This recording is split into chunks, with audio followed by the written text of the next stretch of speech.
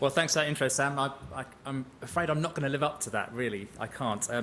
And is it just 90 minutes I've got to talk about Sauvignon? Yeah. Yeah. So I was expecting to speak to about 20 people because it's like 8:30 in the morning, talking about wine science after a big night out. I was thinking, yeah, but I'm so proud of you all that you've made it here, and I hope that I don't let you down. And I don't bore you. That's the first rule of speaking to audience. Like, please don't bore the audience. So, if I'm being boring, just wave your hands, and I'll try and be more energized and say more.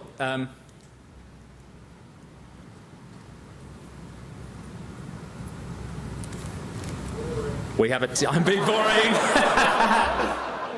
Good call. It is kind of boring. Watching somebody go like that is really boring. Yeah, it doesn't seem to be alive. So, shall I improvise? Shall I tell a joke? Are we on? Good, excellent. That's the book plug there. Yeah, one of those books was written with Sam, the Authentic Wine book. It's a great co-author, really good. And the new one is on one in the corner. I Taste Red. It's not out yet, but I'm really excited about that. It's looking at the perception of wine and how we understand the world around us, how we perceive the world around us, using sort of wine as a test case. So I'm really excited about that one. So, on to the science of Sauvignon Blanc. And I'm going to give two stories. I'll give you the simple story, and then I'll try and give you a slightly more complex story. And the simple story is, what is it that makes Marlborough Sauvignon Blanc so distinctive? And to put this in context, I must say that the New Zealand wine industry has spent a lot of money researching this, and they've got some really good wine scientists who've looked at all these questions. So this isn't any work that I've done. I'm just reflecting kind of things that other people have done. I've interviewed lots of these scientists, and it's all about them and their work. And it's an amazing investment that New Zealand has put into understanding Sauvignon Blanc. And I think you could say that Sauvignon Blanc is in effect the model system for understanding the whole, the whole circle of the flavour of wine, from the vineyard through to winemaking, through to perception. All this research project that's been done has made Sauvignon effectively a model system for how we can understand what it is about a particular grape variety that makes certain wines that are distinctive, and then how we perceive those wines.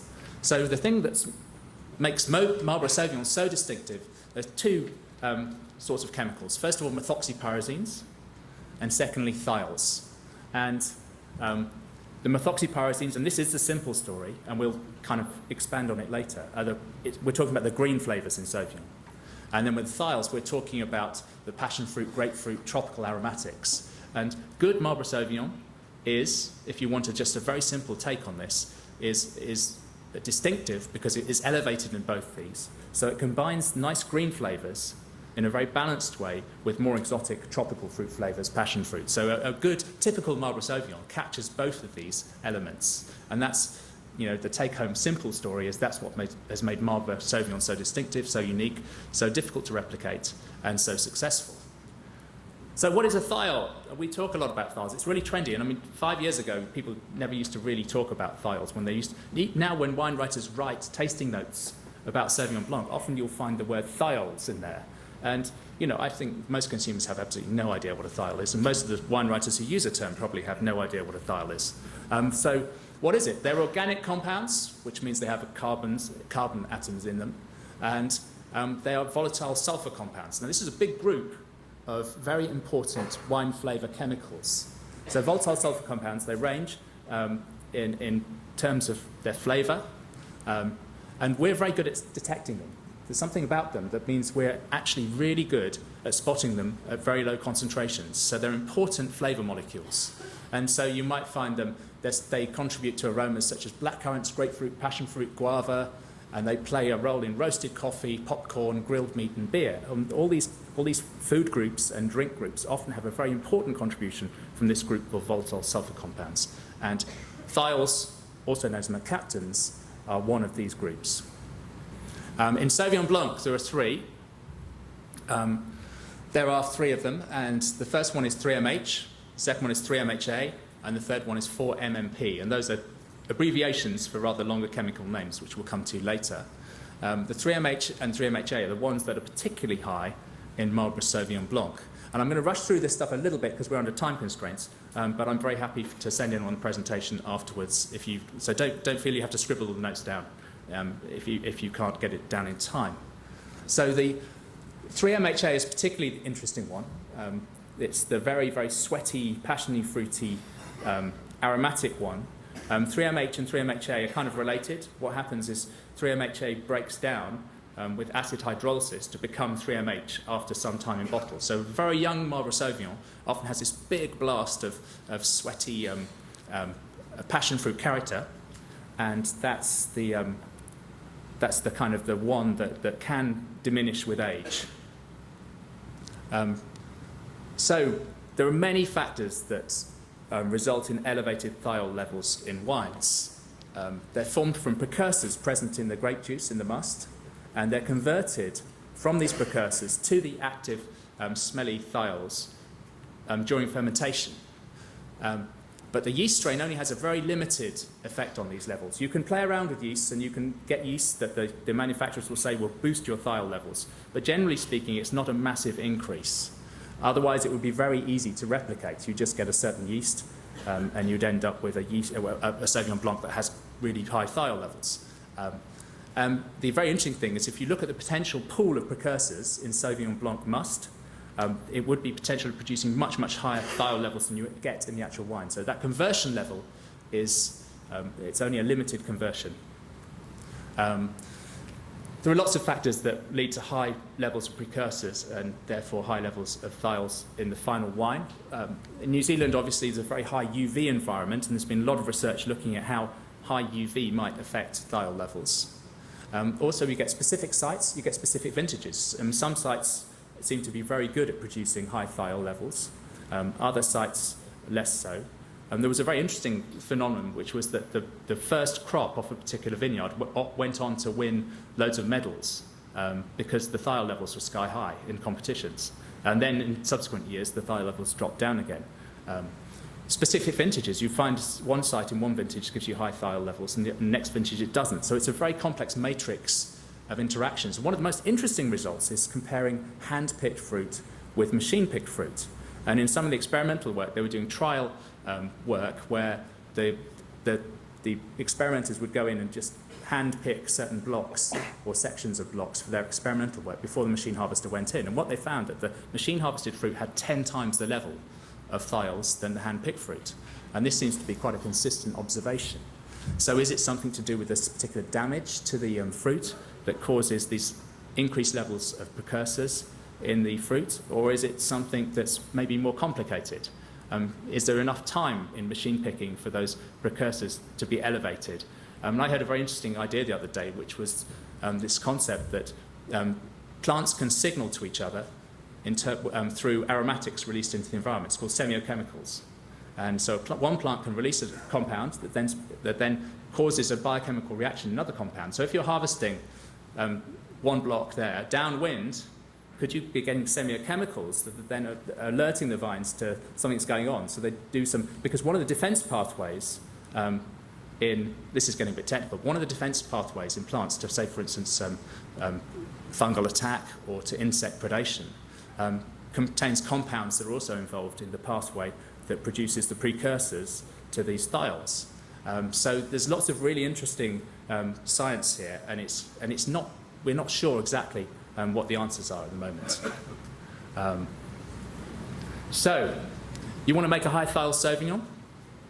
Some recent work has shown that actually the two things that you really want to do. First of all, you want to protect a group of compounds called the green leaf volatiles, the C6 containing green leaf volatiles.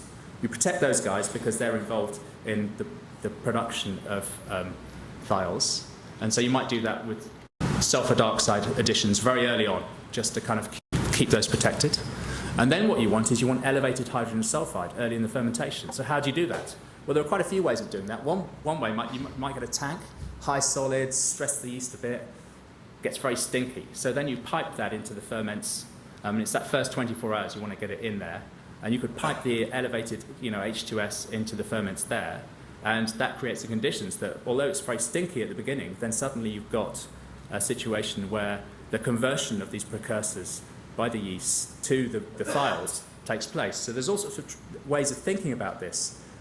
So in a sense, this toying with reduction, which is one of the most interesting concepts in white winemaking anyway, I think. The idea of using a fault compound at very low levels to add interest to a wine, I think comes in here as well. And that's something I first heard about from Sam. Sam was years and years ago, and I think this is something that's really taken off, especially with Chardonnay. People like playing with a little bit of matchstick reduction, which is a mercaptan or thiol character, and that can work very well in the context of the overall wine. So toying with reduction at that early stage seems to be a good way of getting these elevated thiols. So if you want to preserve thiols, this is another issue that I'm just checking on the time. Yep, that's good.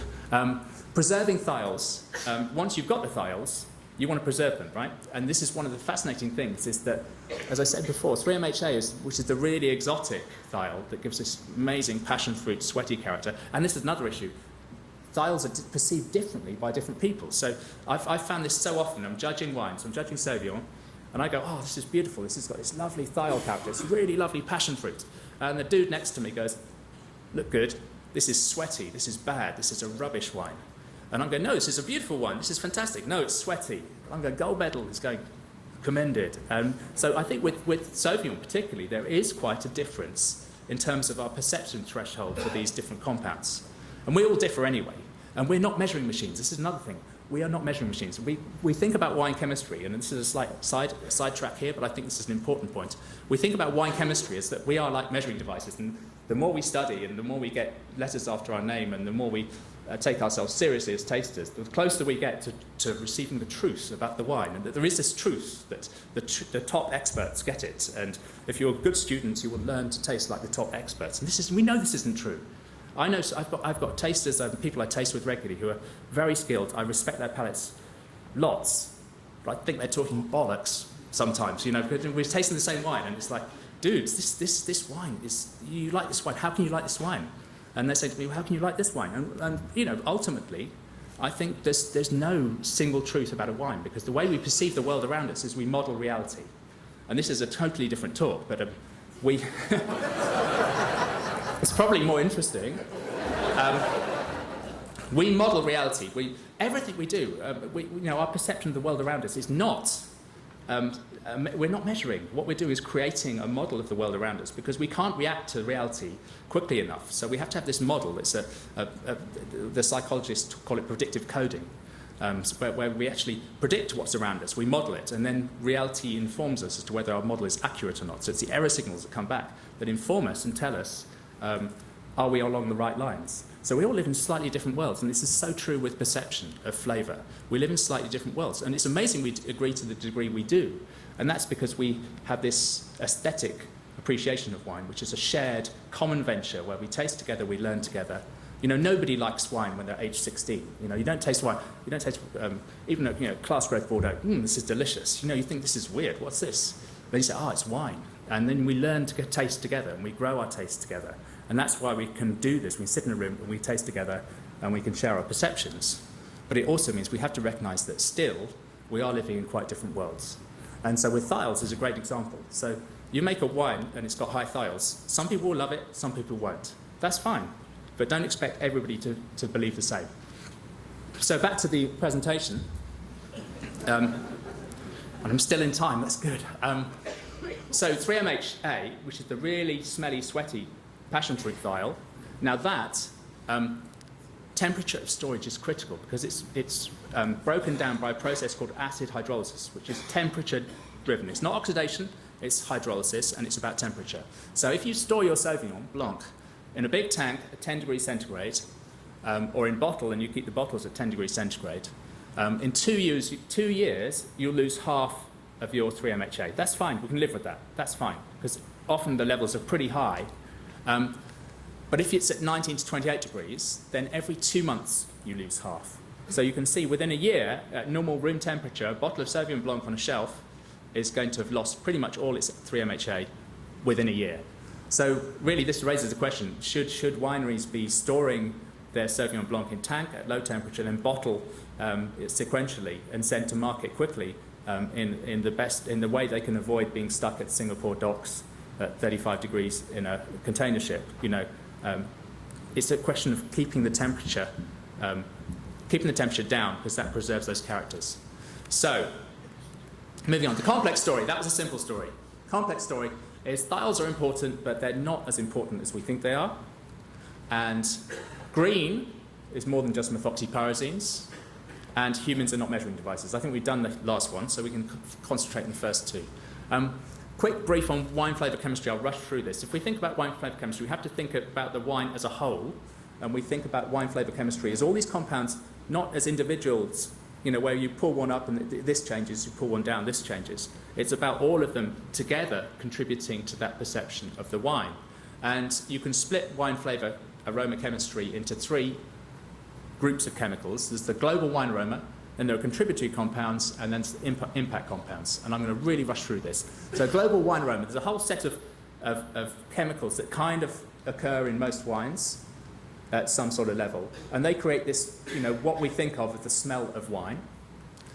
Then there's a whole set of compounds that may be present at quite low levels, but they contribute to the smell of the wine. What's interesting is even a compound that's below what we call the perception threshold, so if you had it in front of you, you couldn't actually smell it, it still can affect the way that the other compounds in the wine are perceived. So these are called contributory compounds. And then we've got what's called impact compounds. And impact compounds are varietal characters that are quite dominant and quite powerful. And as a result, those are compounds, not all varieties have these, those are compounds that really shape the varietal character of a particular wine. So Cabernet Sauvignon, you think of that blackcurrant character. So the particular compounds that give that blackcurrant character, that's the kind of the impact compounds for Cabernet Sauvignon. For Sauvignon Blanc, it's the methoxypyrazines and the thiols. And then what we've got, this really interesting idea called the non-volatile wine matrix. So what this is wine constituents don't actually smell, but they influence very powerfully the way that the aroma molecules are perceived in the wine. So there's a very interesting experiment by a guy called Vicente Ferreira, and what he's done is he's taken a white wine, a red wine, he's taken the aromatics off the white wine, taken the aromatics off the red wine, and switched them around. So he's taken the base, non-smelly, non-volatile wine matrix of a white wine and put the red wine aromatics in there, and vice versa. And what happens is you'd think that the aromatics in the red wine would make the white wine smell like a red wine, but it doesn't. So the non-volatile matrix actually shapes whether you think a wine is white or red. So you can switch the aromatics, but it's the non-volatile matrix that determines whether people think that that wine is a red wine or a white wine. Reconstitution experiments. Now we really have to rush here. This is some work that was done in the Sauvignon Blanc program. This is really interesting. So this was looking at basically making model wines with the aromatic components added back. So you take away the aromatics from a base wine and add the key aroma compounds back to create basically a Sauvignon Blanc, which then gives you the power of being able to pull out one or two or whole groups of aromatic compounds to see what their impact is in the context of the real wine. And there were some quite surprising results. And if I can get back to my timing thing. Yes. Oh, right, yes. There were some quite surprising results, which I won't have time to talk about all that much. But the long and short of it is that if you remove certain groups of compounds, you can find that there are some compounds that we didn't think were so important in Sauvignon Blanc aroma because they don't seem to be on their own powerful impact compounds. But in the context of the wine, they are. And these include esters, they include terpenes. I mean, the terpenes are very interesting because they're there at very, very low concentrations, but they're having quite a surprising effect when you remove them. And the long and short of it is that the main aroma compounds we think in Sauvignon Blanc now, polyfunctional thiols, yes, they're important still, but also esters, which are very fruity smelling compounds, they're really important. The C6 compounds, which are hexanols, hexanols, and hexanels, they're very green smelling, and they're important in the aroma of green, maybe just as important as methoxypyrazines. Methoxypyrazines, they're important. Higher alcohols are important as well, and terpenes. So the long and short of it is Sauvignon Blanc aroma is very complex.